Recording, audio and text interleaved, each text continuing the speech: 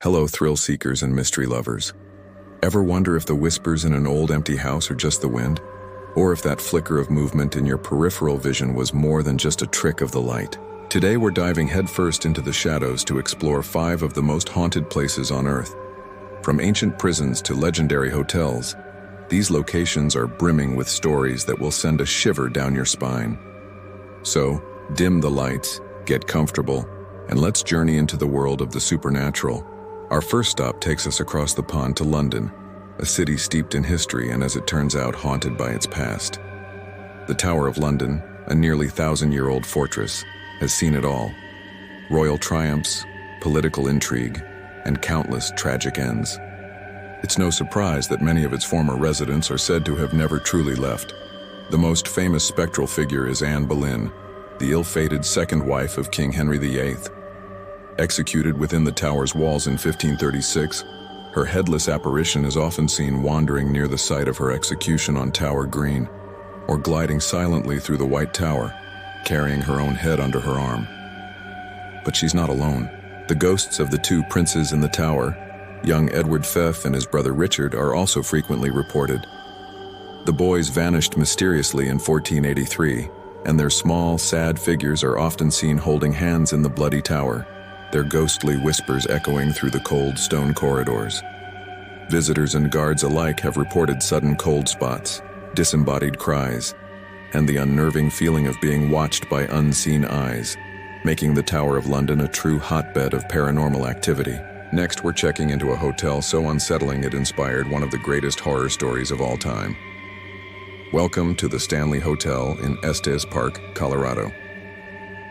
If this place gives you an immediate sense of déjà vu, it's because this is the very hotel that prompted Stephen King to write The Shining. During a stay in 1974, King and his wife were the only guests, as the hotel was closing for the winter. They stayed in room 217, where King experienced a terrifying nightmare that became the seed for his iconic novel. But the hotel's paranormal reputation started long before King's visit.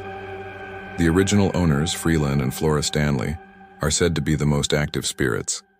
Mr. Stanley is often seen in the lobby and billiard room, overseeing his establishment, while the faint sound of his wife, Flora, playing the piano can sometimes be heard drifting from the music room. The 4th floor is particularly active, with reports of children's laughter and the sound of running feet echoing down the empty halls. Guests in various rooms have reported their luggage being unpacked, lights turning on and off by themselves, and shadowy figures standing at the foot of their beds. It seems the Stanley Hotel is more than just a beautiful historic landmark.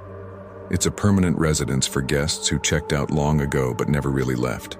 From a haunted hotel, we journey to a place of profound sadness and chilling beauty, Aokigahara Forest in Japan.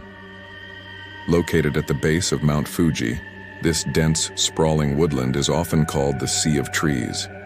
Its beauty, however, conceals a somber history. Due to its eerie silence and isolated nature, the thick trees block the wind and wildlife is sparse. It has become a place where many have chosen to end their lives. This tragic legacy has led to widespread belief that the forest is haunted by the yurei, or restless spirits of those who died there. Visitors and patrolmen have reported hearing disembodied whispers and sorrowful cries carried on the still air. Compasses and GPS devices are known to malfunction due to the rich deposits of magnetic iron in the volcanic soil, adding to the sense of disorientation and unease. Many who enter the forest tie ribbons or tape to the trees to mark their path, creating a haunting trail through the woods. The belief is that the spirits in Aokigahara are filled with regret and sadness, forever trapped within the silent sea of trees, their sorrow permeating the very atmosphere of the forest. It's a place that commands respect and serves as a powerful, somber reminder of human despair. Now let's travel back to the United States, to a place designed to break the human spirit, the Eastern State Penitentiary in Philadelphia. When it was built in 1829, it was a marvel of its time, pioneering a system of solitary confinement known as the Pennsylvania system. Inmates were kept in total isolation, eating, sleeping, and working in their cells, with the belief that solitude would lead to penitence.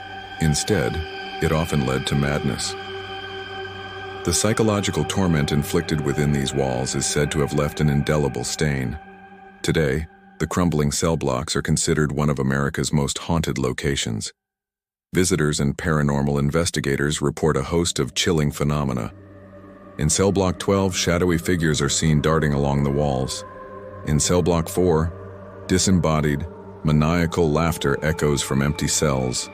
The ghost of a locksmith who was tasked with removing an old lock from a cell door is said to still haunt the area, where he saw a terrifying, tormented face emerge from the wall. Perhaps the most active area is Al Capone's former cell. The notorious gangster spent 8 months here, and visitors have reported hearing his voice and seeing his ghostly figure within the restored cell. The sheer volume of misery and despair that saturated Eastern State has created an intense paranormal energy that continues to terrify visitors to this day. For our final destination, we head south to the heart of Louisiana, to a place of southern charm and deep, dark secrets, the Myrtles Plantation. Often called one of America's most haunted homes, this antebellum plantation is said to be home to at least 12 different spirits. Its picturesque facade, with its grand veranda and moss-draped oak trees, hides a history of tragedy.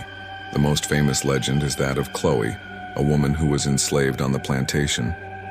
The story goes that after being punished for eavesdropping, she sought revenge and ended up accidentally poisoning the planter's wife and 2 daughters. She was then executed by fellow enslaved people. Her spirit is said to wander the grounds, often appearing in a green turban. A photograph taken in 1992 allegedly captured her ghostly figure standing between 2 of the main buildings. But Chloe is not the only ghost. The 2 young girls she supposedly poisoned are often seen playing on the veranda or appearing in reflections in the house's mirrors. Another prominent spirit is that of William Winter, a lawyer who lived at the plantation in the 1870s. He was shot on the front porch and, with his last ounce of strength, staggered up the main staircase, dying on the 17th step. To this day, visitors and staff report hearing his dying footsteps. A heavy, laborious climb up the stairs that stops abruptly on that fateful 17th step. The Myrtles Plantation is a place where the past is not just remembered, it's actively and chillingly present. And that's a wrap on our tour of 5 of the world's most haunted places. From the tortured souls of the Tower of London to the sorrowful spirits of Aokigahara, these locations remind us that some stories are so powerful, they echo through time. What do you think? Are these just tall tales, or is there truly something supernatural at play? Let me know in the comments below which one of these places you found the creepiest, or if you've ever had a paranormal experience of your own. Thank you so much for joining me on this spooky adventure. If you enjoyed it and want to explore more mysteries with me, don't forget to hit that like button, subscribe to the channel, and turn on notifications so you never miss a new video. Until next time, stay curious and watch out for things that go bump in the night.